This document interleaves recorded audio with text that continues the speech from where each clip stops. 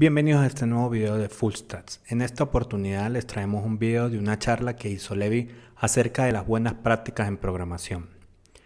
Si les gusta este tipo de contenido, más charlas de esta manera, únanse a nuestro canal en Telegram. Les dejaremos en la descripción del video el link al canal de Telegram, donde estaremos compartiendo, avisando las nuevas charlas, las que vamos a seguir haciendo, contenido, libros, etcétera, consejos, de todo.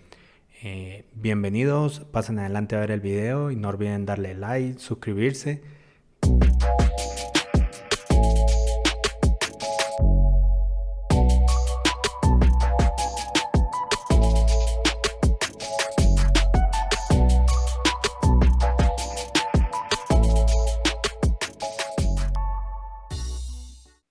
Listo. Entonces, bueno, Coding Best Practices. Entonces, bueno, Full Stack, mi nombre, director de Ingeniería y Tecnologías. Y bueno, los temas o la agenda, ¿verdad? Básicamente, nombres o naming, funciones, argumentos, don't repeat yourself, comentarios y manejo de errores. Estos son como que los tópicos que yo identifico como que siempre hay más controversia y que hay más puntos de mejoras, ¿no? Entonces, vamos a comenzar con el primero. Recuerden, si tienen alguna pregunta, la pueden dejar en el chat y Henry la lee y la vamos respondiendo. Entonces, el primero, el tema es nombres, ¿no? Entonces, lo principal es que los nombres, ya sea variable, función, lo que sea, tienen que tener un significado, tienen que tener contexto. O sea, es muy común a veces ver en el código que las personas se acostumbran a usar variables que son de una letra, como el famoso IJ para contadores A, B, C. Entonces, claro, ¿qué pasa? Que si yo pongo A18 y aquí agrego un comentario para explicar que esto es la edad legal, por ejemplo, esto es una mala práctica. O sea, ¿por qué en vez de hacer esto, realmente no escribo una variable que se llama legal age igual a 18? Entonces la persona que está leyendo mi código ya entiende el significado de las variables. Las variables siempre deben tener el contexto o deben tener un nombre explicando lo que albergan.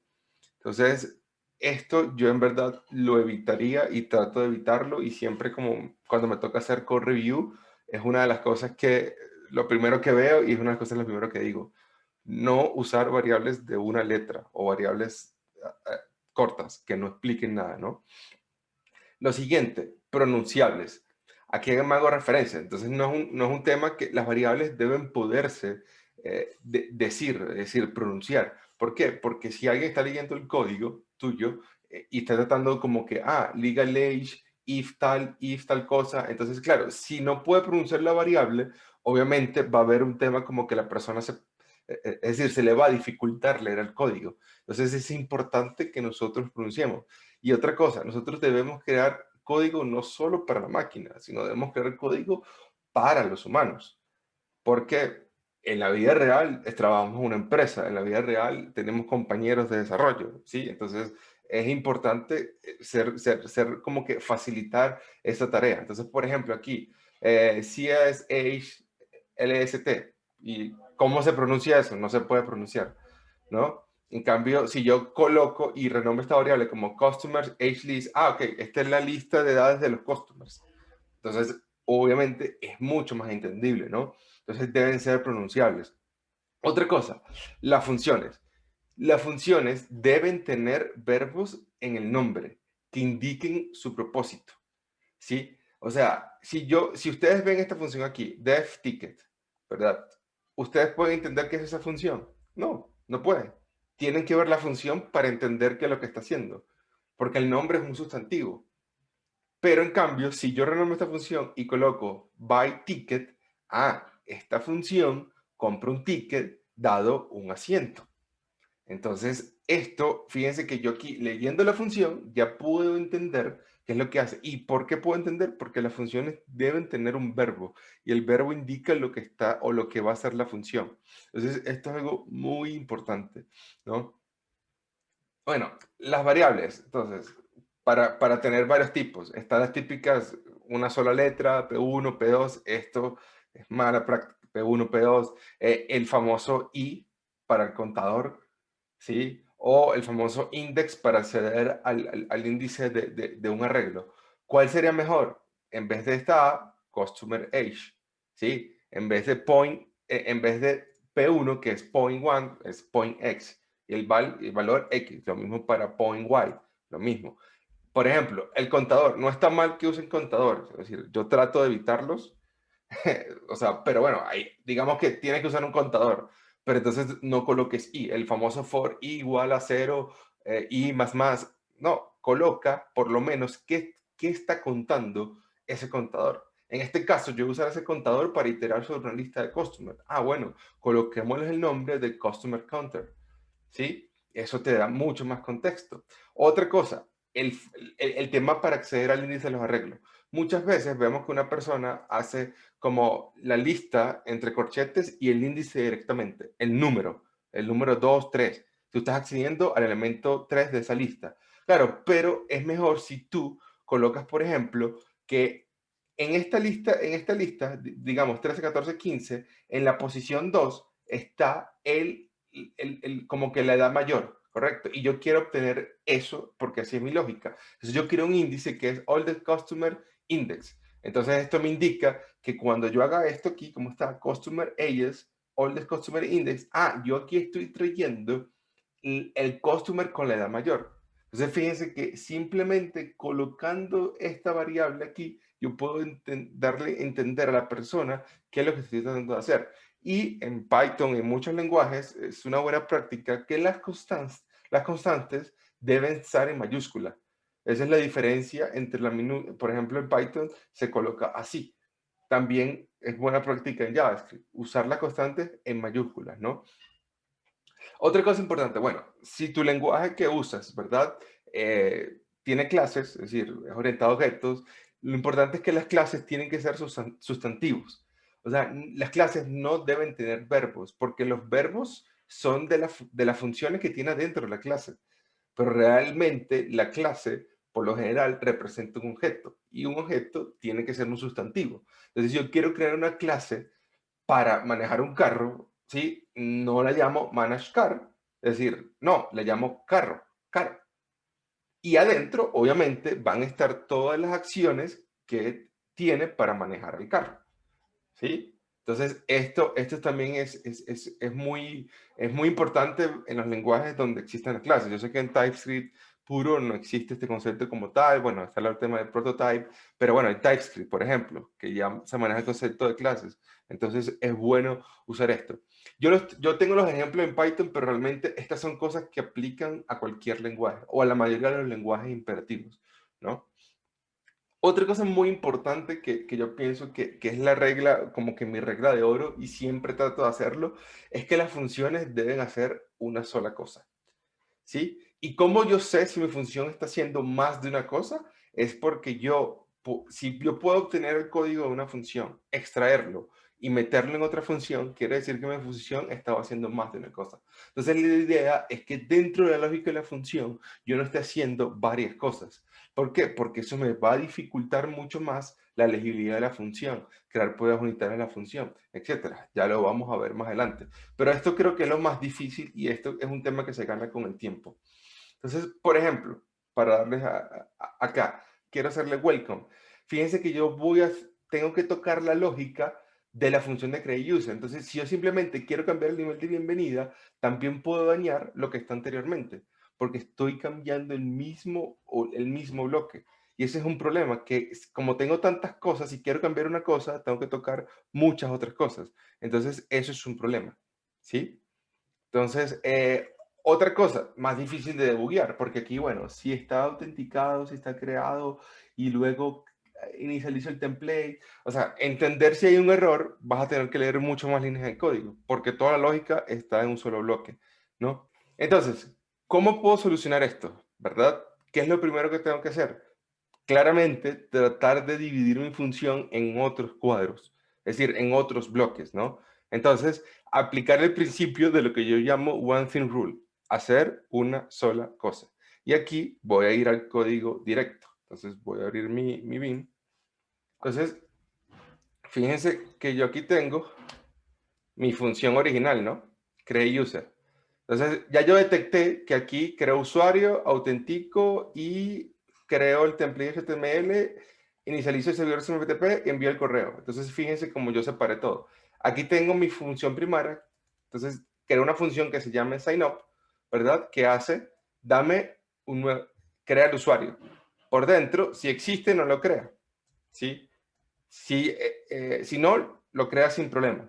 Luego, lo autentica y envía el nivel de bienvenida. Fíjense que en 3 líneas estoy haciendo, o sea, como que le estoy explicando a la persona todo lo que estoy haciendo en todas estas líneas. Y ya yo extraje la lógica. Entonces, aquí está la lógica de crear usuario. Fíjense, aquí está, lo creo. Perfecto. ¿Cuál es la siguiente lógica? Autentica el usuario. Aquí está, lo autentico. Luego, ¿cuál es la siguiente lógica? Envíale un email de bienvenida. Pero aquí yo saco la creación del template en otra función. ¿Ves? Aquí está. Y luego, envíale ese mensaje, envíaselo al email que yo te pasé.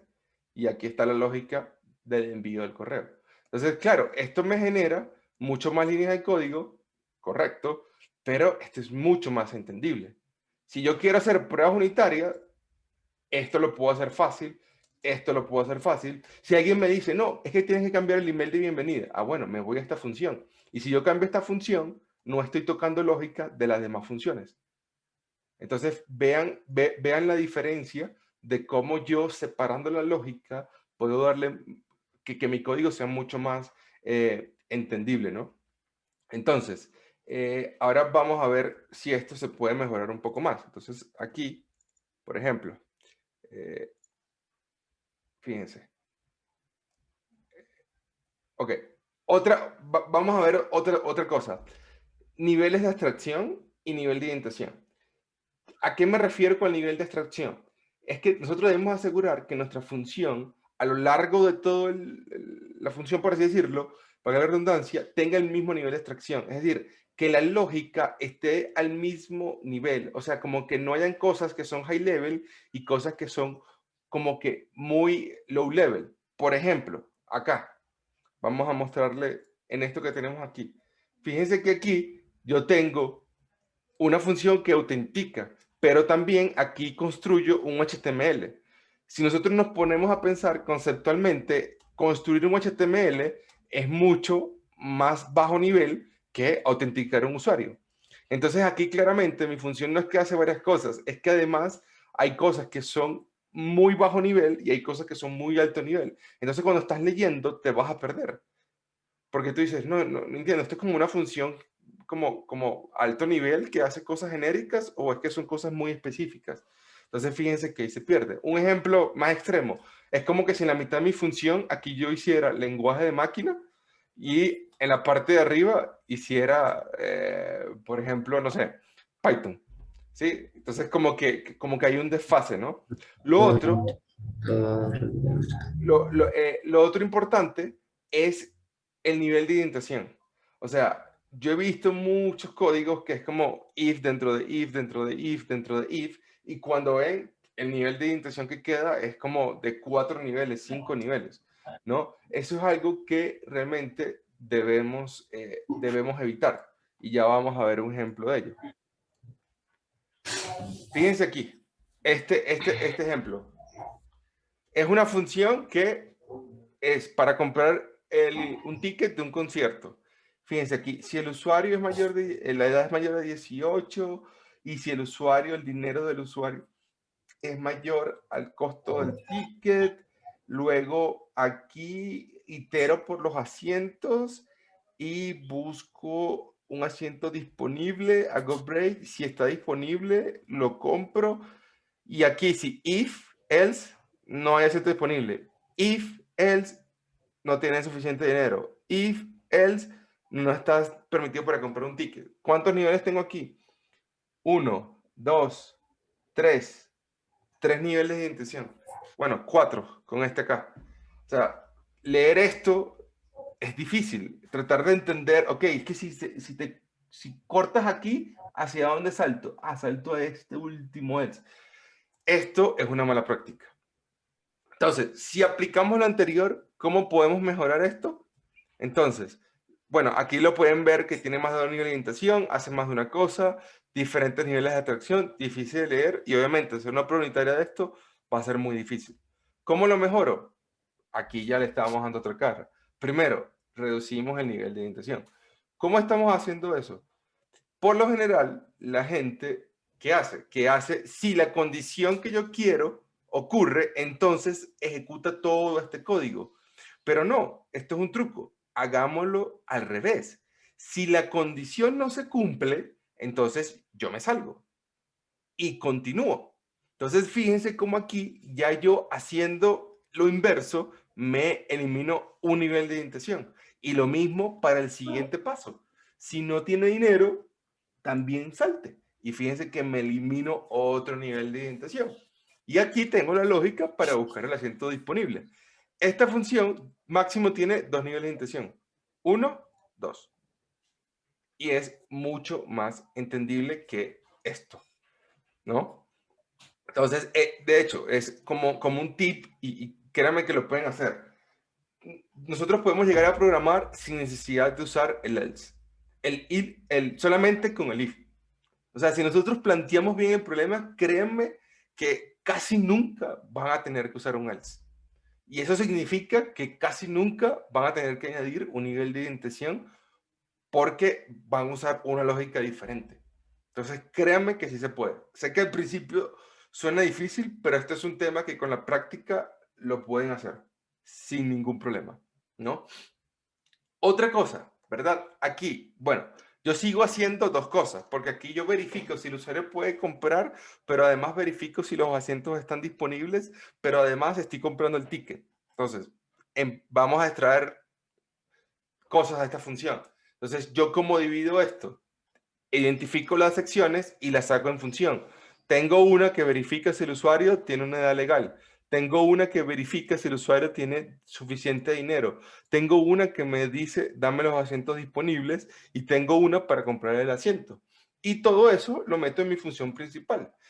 Además, fíjense que esto ahora se lee mucho más natural. El usuario no tiene edad legal, no lo salte. El usuario no tiene suficiente balance, salte. Busca el asiento disponible. Si no hay disponible, salte. Y si está disponible, compra. O sea, en verdad se lee mucho más natural que esto. ¿Sí? Pienso que ahí ven la diferencia sin ninguna duda. Si tienen preguntas, las pueden dejar en el chat, no hay problema. Ahora, las funciones, cada función trata de hacer una sola cosa. ¿Ves? Trato de reducir a su máximo. Si quiero hacer, por así decirlo, una función unitaria de esto, va a ser mucho más fácil, ¿no? Ustedes dirán, claro, pero es que este código es más largo. Claro, es que nosotros no nos cobran por las líneas que hagamos, no. Es decir, nosotros tenemos que escribir código también para que otras personas lo puedan leer. Entonces yo sé que muchas personas dicen, no, pero es que yo puedo hacer esta cosa en dos líneas. No, claro, buenísimo, usando map, reduce, listas por comprensión, puedes hacer cosas en muchas líneas, pero cuando tú luego de un mes vayas a leer tu código, que eso nos ha pasado a todos, y yo también me incluyo, y trato y digo, ¿qué fue lo que yo hice aquí? Entonces imagínense, si nosotros lo hicimos y no podemos entenderlo al mes, imagínense un compañero de ustedes que nunca ha visto ese código. Entonces, obviamente le va a costar mucho más, y esto es el objetivo. ¿Esto se puede mejorar? Claro que sí. Fíjense que aquí esta lógica lo que hace es que yo estoy validando realmente si el usuario puede comprar un ticket. Yo esto lo puedo extraer un poco más y puedo crear una función que se llame user can buy a ticket y aquí pongo las dos llamadas a las funciones. Ahora fíjense, mi función principal tiene una, dos, tres, cuatro líneas. Mi función principal original eran todas estas líneas, más de 20. Si yo simplemente, una persona lee la función, mira, el usuario puede comprar el ticket, si lo puede comprar, lo compra, ya, listo. No tiene que leer más, ya entiende lo que es esa función. Esto es mucho más legible, ¿no? Ahora, hasta aquí el tema de las funciones. Ahora vamos a pasar con los argumentos, que esto es algo también un poco tricky, ¿correcto? Igual, si tienen preguntas, lo pueden dejar. La principal cosa que debemos tratar de manejar bien en los argumentos es el naming. ¿Cómo son los nombres de los argumentos? El del lado izquierdo es cómo no se debe hacer. By seat y ponen una S. Ajá, pero ¿qué significa la S? El número de asiento, el objeto asiento, ¿qué significa? Es decir, ¿qué es la S? No se puede entender. Get address, U. Ajá, ¿y qué es la U? Esto lo he visto muy común. Otra cosa, save user address. Ok, le paso la dirección y el usuario. Pero fíjense que aquí el usuario está presente primero en el nombre de la función, pero se pasa de último. Eso es algo que ahorita vamos a ver. Por lo Ok. general, nosotros, si el argumento está mencionado en la función, debemos respetar el orden como aparecen en la función. Y ya vamos a ver por qué. Entonces, aquí, fíjense otra cosa. User has enough balance. Recibo el usuario, entiendo, pero ticket. O sea, este ticket que juega aquí. Fíjense que otra mala práctica es que los parámetros tienen que estar nombrados en la función. Porque cuando yo veo ticket aquí, bueno, ¿ticket qué? O sea, yo voy a ver el precio del ticket o cuál es el papel de este parámetro acá. No lo sé porque mi función, la firma no me lo explica. ¿Qué tengo que hacer yo? Tengo que ir a entrar a ver la función. Y ese es el problema, que si yo tengo que ver la lógica de la función, voy a perder tiempo. ¿Cómo sería una buena práctica? Por ejemplo, aquí, by seat, pero en vez de ese, le pongo explícitamente, este es el objeto asiento. O puedo especificar, no, este es el número de asiento a comprar. Get address, en vez de user. Pero aquí yo puedo hacer una mejora. Fíjense que yo no estoy nombrando en mi función el parámetro. Entonces, ¿qué pasa? Get address, user. ¿Qué hace el usuario aquí? Tengo que leer la lógica. Pero en cambio, si yo pongo get address from user, es que esta función va a obtener la dirección dado un usuario. Y yo no necesito entrar a ver la lógica de la función para entender qué hace la función. Es que fíjense cómo dos palabras dan todo el contexto. Aquí, por ejemplo, lo arreglé. Save user address. Entonces, si el usuario aparece primero aquí, yo espero que también aparezca primero como parámetros. Y aquí está en un orden mejor. Y lo otro es user have enough balance by ticket. Es que yo estoy preguntando si el usuario tiene suficiente dinero para comprar este ticket. Entonces, vean la diferencia, ¿no? Entonces, el naming es algo bastante tricky, pero es muy importante. Y esto es una buena práctica de programación que debemos acostumbrar a hacernos. Créanme que si están en una entrevista de trabajo y ustedes hacen las cosas así, la persona se da cuenta. Mira, él trata de ser explícito. Eso ya es un muy buen indicador que esta persona ha pasado y se ha dado golpes, como quien dice, ¿no? Otra cosa, el número de argumentos. Entonces, tal vez estos no son términos muy conocidos, pero por ejemplo, las funciones que no reciben ningún argumento se llaman niládicas. ¿Qué pasa? Que mientras menos argumentos recibe una función, mucho mejor. En el mundo ideal, ojalá pudiéramos usar todo funciones que no reciban argumentos. Claro, esto es muy difícil de hacer, esto es muy utópico. Pero por lo general, si una función no recibe argumento, ya solo con el nombre explica lo que quiero obtener.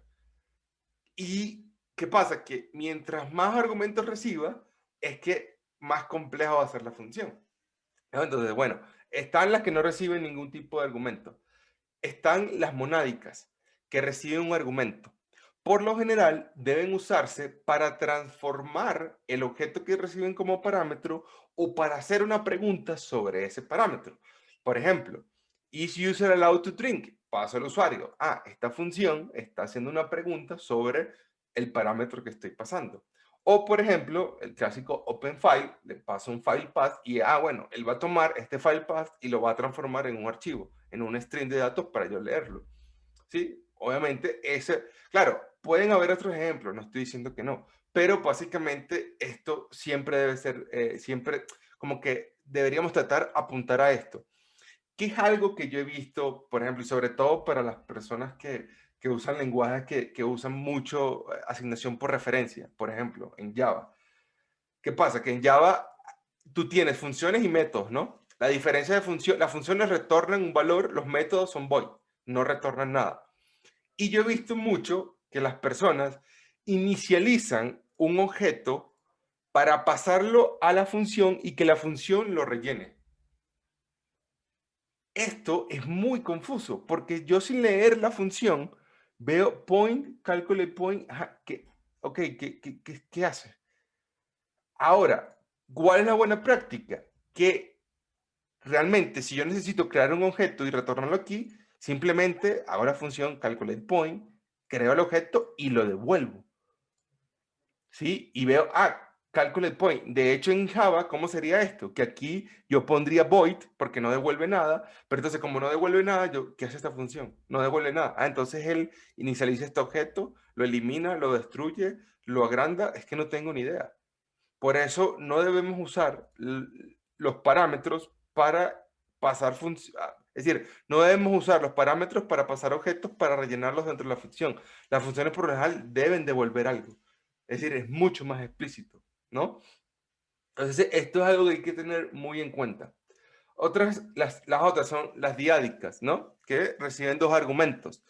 Por lo general, porque es un poquito más complejo, porque ya cuando tengo más de un argumento, yo tengo que recordar el orden en que se recibe el argumento. Y por lo general, te toca ver la firma de la función, porque si una función recibe dos argumentos, yo tengo que ver, ¿cuál va primero, el usuario o el ticket? Y aquí es donde voy. ¿Por qué? Si nosotros en nuestro código seguimos la convención de que variable es decir, parámetro que se encuentra, es decir, que se pronuncia primero, que se escribe primero, es el primero en entrar. Parámetro que se pronuncia segundo, es el segundo en entrar. Si yo sigo esto, ¿verdad? Yo cuando estoy echando el código, ¿verdad? Y yo digo, mira, voy a usar la función byTicket. Vamos aquí. byTicket. User, se llama así, user byTicket. No tengo que ir a ver la firma de la función porque yo digo, no, es que yo, claro, yo sigo lo de primero, el que por orden de aparición, entonces lo puedo usar así, ¿no? Entonces, ¿qué pasa? Que obviamente mientras más argumentos tenga, es más difícil de recordar cómo va el orden. Y otra cosa, que mientras más argumentos tenga, es que seguro mi función está haciendo más de una cosa. Las siguientes son las triádicas o poliádicas, es decir, más de 2, 3, 4, 5, 6, etcétera, ¿no? Tener funciones que reciban más de 2 parámetros, ya la cosa se nos complica mucho más. Porque tienes que recordar el orden como entran los parámetros. Claro, hay lenguajes que puedes pasar parámetros por nombre y no por posición, pero los parámetros por posición son los más comunes. Entonces aquí tenemos que recordar el orden como van. Fíjense un ejemplo. Save user address. Le paso street, avenue, building, apartment y al final el usuario. Imagínense que ustedes estén usando esta función y tengan que recordar, ya, ¿qué va primero? La dirección, perdón, la calle, el edificio, el piso. Obviamente que esto te quita tiempo. Y por lo general, si tu función recibe más de 2 argumentos, 3, 4, 5, es que tal vez esos argumentos tú los puedes pasar como un objeto. Y luego, usando las propiedades del objeto, acceder a esos elementos.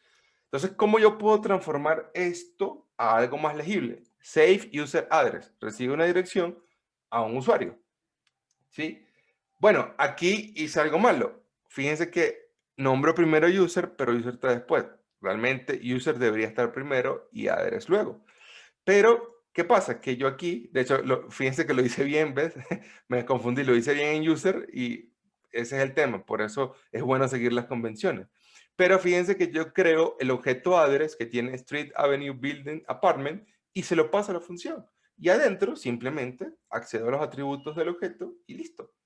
Si ustedes me dicen, no, pero es que aquí porque yo puedo encasillarlo en un objeto porque todos tienen relación. Pero es que si tú pasas 5 parámetros y ninguno tiene relación con otro, es casi probable que tu función esté haciendo más de una cosa. Porque entonces vas a transformar cosas que no tienen nada que ver. Entonces ahí puede ser indicio que estés haciendo más de una cosa. ¿Sí? Otra cosa que también pasa mucho, los argumentos booleanos. No es que tenga nada en contra de ellos, pero esto es un indicio que tu función, dependiendo si el argumento es true o false, va a ser una lógica u otra. Yo lo he usado, yo lo he hecho y muchos lo hemos hecho, pero esto es un indicio de mala práctica, porque aquí, por ejemplo, envíale una carta al usuario y le estamos pasando un flag que es is business. ¿Por qué? Porque si es negocio, entonces tú vas a construir la lógica, es decir, la lógica de construir la dirección es diferente a la que si es customer. Entonces mi función aquí Dependiendo de la variable, el valor hace una cosa u otra. Es decir, tiene lógica dentro de sí para una cosa u otra. Alguien que lea la firma esta función dice, bueno, pero ¿y qué papel juega is business? ¿Qué pasa si es true o false? Entonces, por lo ideal, debemos evitar eso. ¿Cómo podemos hacerlo?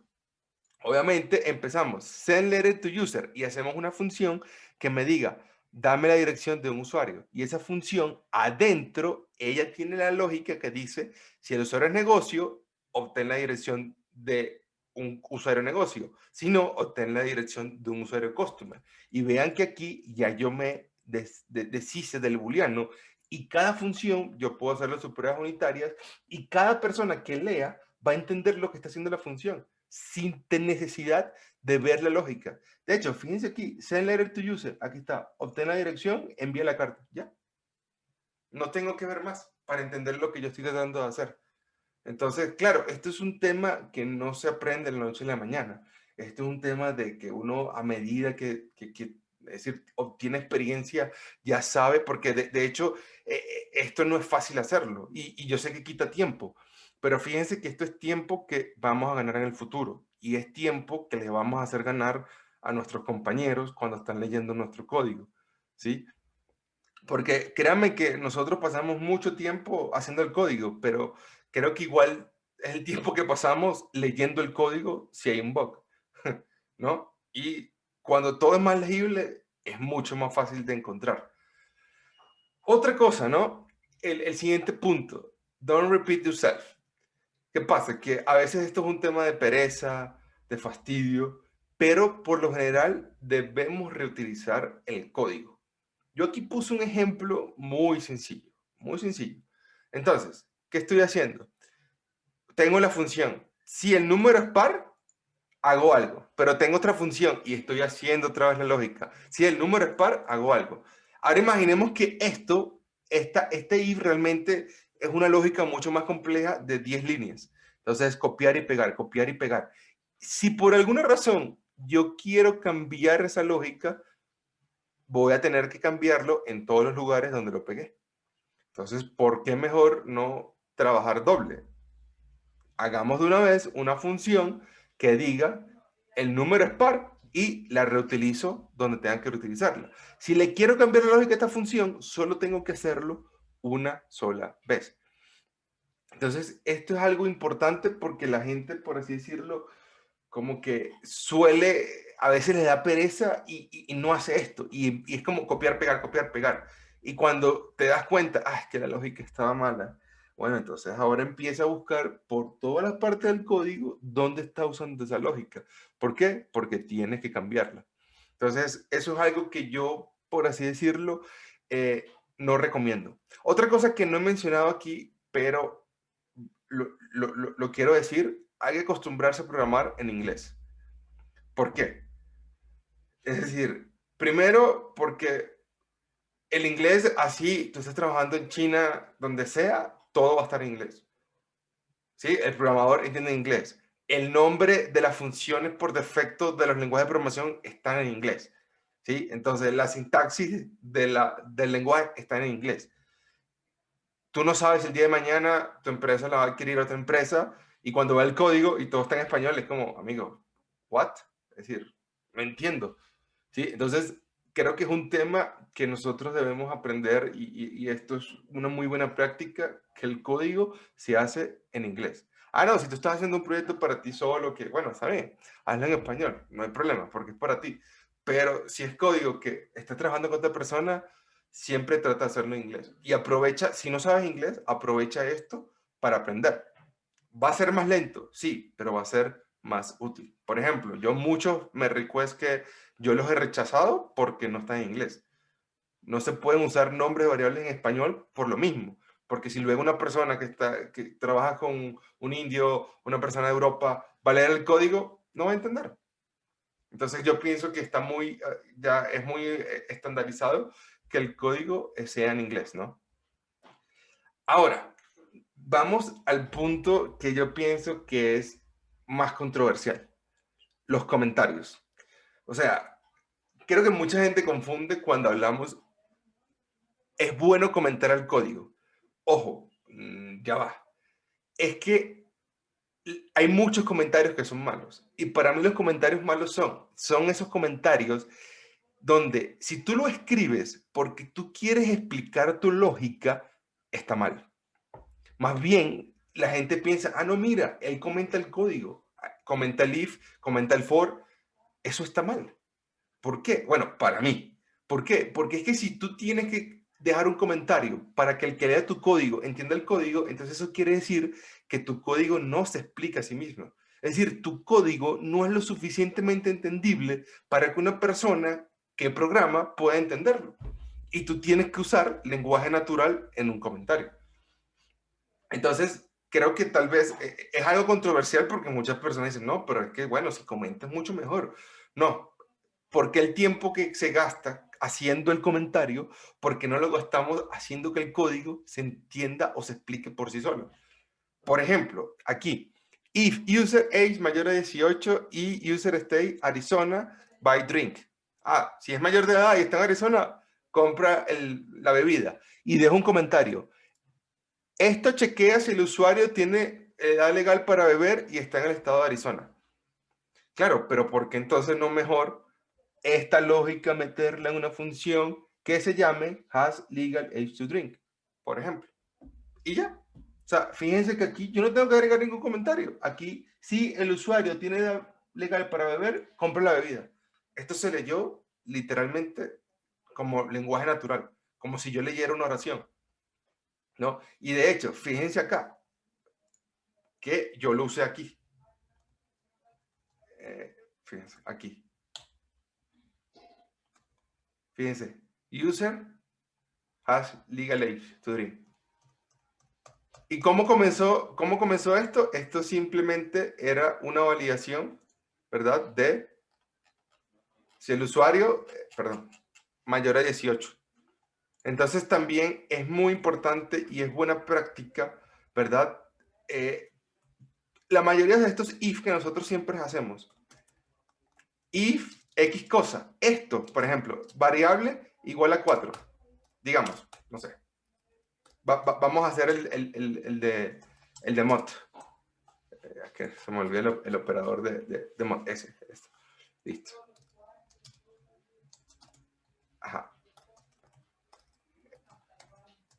Esto estamos haciendo, ok. Si el número, si x mod 0 es igual a 2, perdón, igual a 0, sorry, así, 0, entonces es que el número es par y hago algo, ¿no? Una lógica. ¿Por qué en vez de hacer esto, no es mejor llevar esto a esto?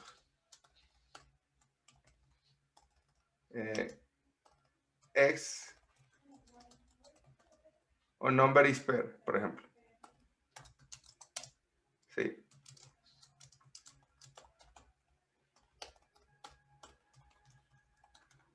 Ah, si el número es par, hago esta lógica. Entonces, tal vez la persona no conoce el operador porcentaje, que es el operador de módulo, ¿verdad? Pero ya nosotros le estamos diciendo, mira, es que esto lo que verifica es que si el número es par.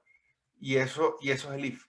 Ah, ok. Entonces, claro, lo bueno es que ya la persona no tiene que preocuparse por eso, por entender y ir a buscar la documentación que significa este signo. Lo mismo pasa con muchos if que yo siempre veo y es preferible pasar el if a una variable y darle nombre a esa variable y decir qué es lo que está comparando esa variable, ¿no? Entonces, esta es una buena práctica. Si la lógica es mucho más compleja, la saco y la transformo en una función, ¿no? Ahora, listo. Pero entonces, ¿todos los comentarios son malos? No, claro que no. Hay comentarios buenos. Por ejemplo, comentarios legales, como me imagino que cuando han visto el código, no sé, de librerías propietarias, ven como el copyright, etcétera, etcétera, ¿no? El to do, como que, esta función, es decir, estoy en desarrollo, no he terminado esta función y dejo un comentario de to do, hacer tal cosa, para que no se me olvide. Y yo luego cuando vea el comentario, mira, sí, aquí me faltó implementar esto. Y luego cuando lo hago, lo elimino, ¿no? Advertencias. ¿Qué significan las advertencias? Mira, es que si tú usas esta función es recursiva y es muy pesada. Entonces tienes que tener cuidado porque te puede consumir toda la memoria. O, por ejemplo, puedes advertir, si usas un big int o si usas un número mayor a esto o un arreglo de 1000 posiciones, la función puede consumir toda la memoria. Así que, por favor, ten cuidado. No estoy explicando la lógica, le estoy dando una advertencia al que ve el código. Y los informativos, que tal vez, por ejemplo, en códigos, código que realizan los data science, a veces tienen muchas fórmulas, ¿no? Que realmente son fórmulas que tal vez si queremos dar informar respecto a la fórmula, como, hey, esta fórmula usa el coeficiente de variancia tal, así que tenlo en cuenta, ¿sí? Entonces ya, yo estoy informando, pero en ningún momento estoy explicando mi lógica. Y estos son los comentarios que yo digo que son aceptados, ¿no? Ahora, el siguiente punto, manejo de errores, que esto en verdad a veces se nos convierte en un dolor de cabeza porque siempre es la típica pregunta, ¿lanzo el error? ¿Lo devuelvo? ¿Devuelvo false? ¿Devuelvo none? ¿Qué hago? ¿Cómo lo manejo? Entonces, la mala práctica es, por lo general, retornar, que tu función retorne los errores y no que los lance como excepción. ¿A qué me refiero con esto? Por ejemplo, aquí en la izquierda, tengo una función principal y una función secundaria. Y la función secundaria, digamos que hace cualquier lógica, pero si el error es el error X, retorna el error X. Si pasó algo malo, retorna el error Y. Pero fíjense que él lo está usando como retorno. Y obviamente esta función, si no hubo ningún error, él también va a retornar el valor, como que el valor bueno, por así decirlo. Pero ¿qué pasa? Que todos los callers de esta función, es decir, todas las funciones que le usen a él, tienen que estar pendiente y el output que él da, tienen que verificar qué tipo de output es. Ah, ¿él se ejecutó bien o es que él me dio el error? Entonces yo tengo que estar, if error X, hago algo. If something is wrong, hago otra cosa. Si el output es, de hecho, por aquí me equivoqué, aquí era output, pero si ven lo tedioso que se hace para el que está llamando a esta función tener que revisar todos los posibles errores. Porque es que si no los revisa, ni cuentas te da que hubo error. Entonces, por eso, cuando hay errores, ¿verdad? Lo mejor es levantarlos, es decir, lanzarlos. El raise, por ejemplo, el throw en JavaScript, ¿no? Cuando hacen try catch y si quieres que tu función que te llamó sepa, tú haces un throw también, ¿no? Bueno, lo mismo en Python, try except, ¿verdad? Y aquí, si ocurre algo, yo puedo ver el error, perdón, aquí, if error, lo mismo, ¿no? Pero en vez de retornarlo, yo lo levanto. Es decir, que cuando esta función llame a mi función, tiene que estar dentro de un try except y él capta el error automáticamente. No tengo que llenar esto de if, sino que apenas haya un error, él lo va a tomar en el except. Y aquí tengo el error y aquí puedo inspeccionar el error y hacer algo para el error. Si ven, y todo mi flujo sin error va a ocurrir debajo del output, sin problema. Aquí no, aquí tengo que llenar esto de if, y después si no pasó nada, ok, ahora continúo con el flujo. Fíjense que esto es mucho más difícil de entender, ¿no? Mucho más difícil. Entonces, claro, aquí tienen que ver de su lenguaje de su preferencia cómo se hacen estos, por ejemplo, en Python es raise, exception. Y de hecho, los errores son un objeto que se llama exception y tú puedes crear tus propios objetos exceptions para que tengan un comportamiento y de hecho tú puedes tener que este objeto exception, tú le hagas print, por ejemplo, y él imprima un mensaje para el usuario final. O puedes tener un atributo del objeto para que es un mensaje, pero de código interno. Por ejemplo, tú a este error X quieres agregarle un código 40, no un código de REST, no, un código cualquiera, 510 o 1200. Entonces tú puedes hacerlo porque esto es un objeto. En cambio, si lo haces así, no tienes la forma de hacerlo y es mucho más engorroso, ¿no? Entonces, el tema de manejo de errores, creo que lo mejor es lanzar antes de devolver, como digo yo, ¿no? Entonces, bueno, aquí obviamente todo lo que yo le he mencionado, voy a hacer un resumen muy rápido. Si tienen preguntas, vayan dejándolas o ahorita doy un espacio para las preguntas, Pero la regla principal, one thing rule. Ojo, yo sé que esto es muy difícil. O sea, esto es mentira que yo voy a hacer que todas mis funciones hagan una sola cosa y voy a dejar que las funciones tengan 4 líneas. No, pero por lo menos yo puedo hacer una pasada. Veo esta función, como por ejemplo lo que yo hago. Aquí yo veo, voy al código, veo esta función. ¿Qué está haciendo aquí? Ah, bueno, yo lo puedo extraer y puedo crear otra función. Entonces, función X, no sé, y pongo toda la lógica aquí, por ejemplo. ¿Sí? Ah, bueno, sí, listo. Y aquí la puedo usar. Entonces, claro, es como iterar. Esto es un proceso iterativo. Yo leo mi función y veo, ok, ¿qué cosas de aquí puedo extraer? Ah, mira, todo esto me lo puedo llevar. Todo esto también lo puedo llevar. Y puedo hacer una iteración. Hago una iteración. ¿Todavía está haciendo más de una cosa? Sí, bueno, trato de volver a iterar sobre esto y poco a poco vamos a ir quitando lógica de la función y la vamos haciendo mucho más simple. Por lo menos, hacer dos, claro, pueden decir, claro, pero es que no podemos tomar toda la vida, toda una tarde iterando una función y ver qué está mal, qué está mal. No, pero bueno, por lo menos pónganse una meta y digan, yo por lo menos voy a hacer una iteración. O sea, yo hago toda mi lógica y me comprometo yo mismo a por lo menos hacerle una pasada, una iteración y tratar de extraer lo que vea en ese momento. Y bueno, claro, ya va a ser un avance. Y lo ideal es que estas prácticas se estandaricen para todos el equipo. Es decir, y es algo que yo también he tratado, porque claro, cuando te toca manejar, digamos, 20 desarrolladores, ¿sí? Que tal vez pueden estar trabajando en un proyecto o pueden estar trabajando en diferentes proyectos, pero es que si no tienes un estándar, cuando ves un proyecto, puedes decir, wow, este código está como que dice, muy bonito, se entiende. Lees el otro y es como, ya va, estos son el típico puro A, B, I, J, for, I, y es como, ya, pero quiero entender qué se está haciendo.